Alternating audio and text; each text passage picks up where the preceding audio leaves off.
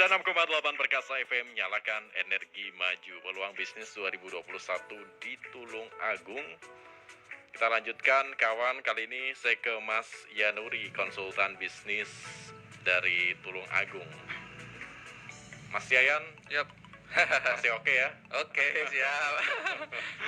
Anda melihat tahun depan sudah lebih baik kondisinya, Mas? Oh betul banget. Jadi ketika saya melihat ini nanti positif ya. Jadi ketika vaksin 19 ini nanti hadir, ini akan jadi game changer. Jadi kalau kita sebuah permainan kita sudah mati atau mau out gitu ya, kita ada game chargernya gitu. Nah, itu nanti akan membuat sebagai pelaku UMKM itu jadi confident. Jadi berani bahwa kayak Mas Adit ini yang dulunya tiba-tiba mau kelelep atau karena menurun ini jadi kuat lagi gitu ya game charger. Nah, permasalahannya adalah bagaimana Tulungagung, anak-anak muda Tulungagung, apakah tahun 2020 kemarin hanya tidur-tiduran aja atau ada rebah-rebahan saja atau melihat peluang ini gitu Mas Amir. Jadi seperti itu. Dan saya lihat ini tadi kemarin saya jalan-jalan ke Tulungagung banyak sekali ternyata kafe-kafe baru yang ada di, saya melihat kemarin di daerah ke Serabasan Sarawak ke Barat di daerah Banarang itu ya. Waduh, saya mau masuk aja nggak berani Mas. Luar biasa ini. Jadi tempatnya cozy banget, ada lampu-lampunya, depannya ada sawahnya. Itu anak muda Tulungagung lagi hitsnya kayak gitu ya. Jadi ini faktual yang ada di Tulungagung. Nah, saya sedikit mengambil mengutip dari katanya Bu Menteri Keuangan kita ya, Bu Menteri bahwa Bu Sri Mulyani ya, bahwa di tahun 2021 ini nanti yang namanya ekonomi itu akan naik. Karena apa? Dengan adanya vaksin ini tadi yang namanya pariwisata dan turunannya mulai dari pelaku tour guide, ada kafe-kafe yang ditolong di Gemah ini kan tutup semua Mas. Nah, itu semua akan naik lagi. Jadi mereka saat ini mempersiapkan apakah orang yang kayak anak bayi yang tiba-tiba jatuh ketika jalan, dia akan berusaha untuk mencari tambatan-tambatannya agar dia nggak jatuh lagi gitu. Apakah dengan ada seperti itu? Jadi dengan adanya COVID-19 ini itu kita harus positive thinking ya, bahwa ini saatnya kita mulai dari awal lagi kayak gitu. Saya melihat sebagai seorang pelaku bisnis atau seorang yang juga konsultan bisnis yang juga berusaha untuk mendampingi teman-teman bisnis ini, saya sendiri berusaha apa sih kangelannya membuat sebuah produk, menjual dan memasarkan. Saatnya kita menuju go digital. Karena apa? Kalau nggak di digital kira nonsense kayak gitu. Setuju Mas Adit? Harus menyesuaikan diri ya. Adaptasinya bukan hanya adaptasi seperti protokol kesehatan wajib itu, tapi bagaimana ke depannya tahun 2021 dan seterusnya anak-anak muda yang ada di Tulungagung yang hari ini mendengarkan tadi sempat saya lihat catatannya itu positif dan mereka merindukan apa sih bisnis apa yang akan terjadi di depan seperti itu. Kemudian Mas Yayan, pandemi di 2020 ini kan datang dengan tiba-tiba ya. Orang yang di 2020 awal dulu sudah menyiapkan ABCD akhirnya gagal. Ada yang sebagian gagal, ada yang diteruskan dengan dipaksakan. Melihat 2021 harus menyiapkan berapa plan ini untuk kemudian menyesuaikan diri. Jangan-jangan ada apa lagi di 2021 nanti. Nah, tadi Mas Yus bilang juga mungkin ada ini ya, COVID yang terus beda lagi, ada ini di mana-mana. Nah, kalau menurut saya persiapannya apa? Ini jangan 100% gas terus ya. Jadi rem juga haruslah injak gitu loh. Kalau kita gas terus, ya nanti kita akan kolaps seperti itu, Mas.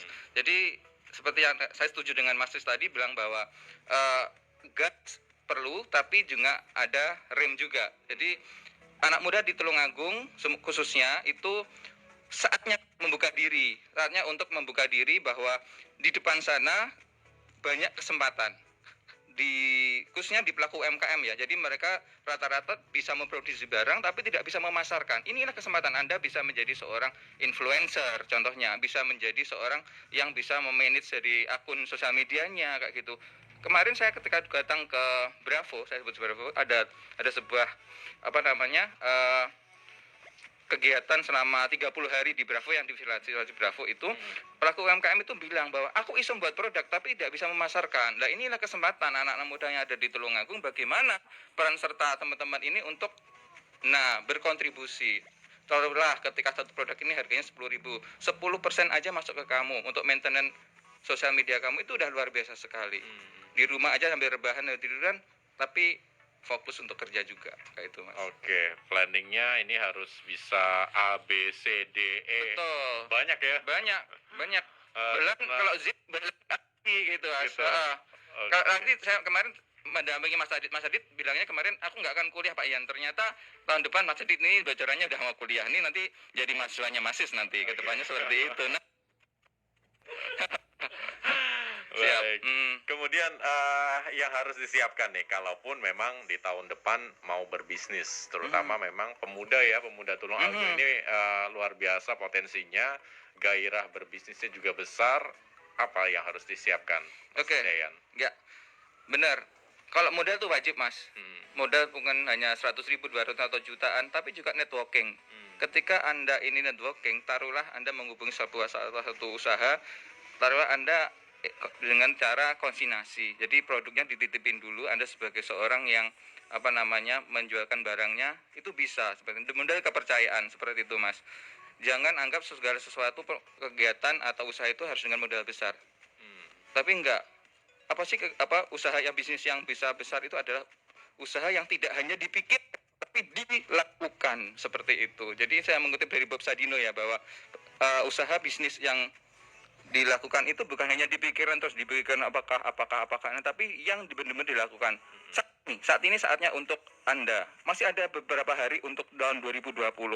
Jangan patah semangat. Saya selalu positive thinking bahwa tahunnya kita, anak-anak muda Indonesia yang khususnya Tulungagung, bagaimana mengenalkan ini ke depan ada bandara, ada JLS, bagaimana nanti perkasakan bisa luar biasa sekali anak Tulungagung. Oke, harus disiapkan betul ya, terutama sejauh ini menurut Mas Yayan, peran dari beberapa asosiasi pengusaha ini sudah bagus belum Mas dalam kemudian memberikan pembinaan seperti halnya Wimut, HIPMI dan semacamnya, ini sudah maksimal belum? Luar biasa, mereka udah membuat sebuah asosiasi yang tidak boleh ini ya, campur-campur ya. Kalau dulu boleh contohnya si A bisa ke B, ke C, ke D atau yang kemana. Kalau sekarang Mas Adit ini dan temannya harus 100 orang harus punya produk. Ini sudah sebuah strict ya, bahwa mereka punya kesempatan bahwa jangan di sini hanya ikut-ikutan saja. Itu Mas Adit ya. Tadi tapi di grupnya Mas Adit ini sendiri saya contohkan, itu harus benar-benar aktif. Apalagi di Vodcop, ada lagi di IKM, mereka sudah membuat sebuah kesepakatan bahwa tidak ada zamannya sekarang untuk saling tumpang tindih atau jegal menjegal, tapi saatnya untuk bagaimana ini ya, produk-produk Tulungagung, bagaimana pelaku usaha Tulungagung khususnya jasa, khususnya craft, ini juga bisa naik go internasional gitu Mas. Bukan kompetisi lagi. Betul. Ya, tapi kemudian bisa bermitra antara satu produk dengan produk lainnya. Intinya kita saling bersinergi. Baik, Mas Adit, selama ini banyak nggak Mas dari teman-teman pemuda Tulungagung yang kemudian juga meminta saran, meminta sharing ke Wimut gitu soal gimana ini memulai bisnis? Ya, biasanya di Wimut itu mengadakan kopdar Mas. Kopdar 2 bulan sekali itu buat sarana sharing tentang usahanya, terus tempat membangun jaringan dan